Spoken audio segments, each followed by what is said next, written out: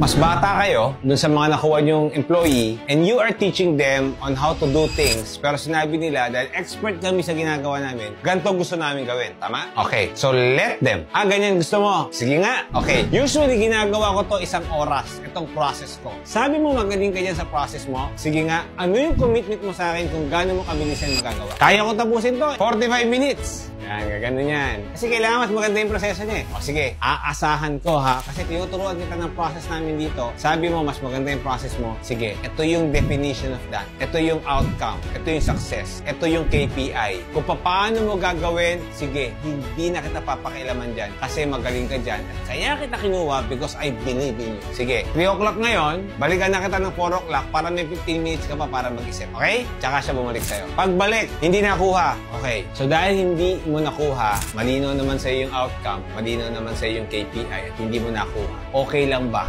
makinig ka sa kung paano namin ito ginagawa?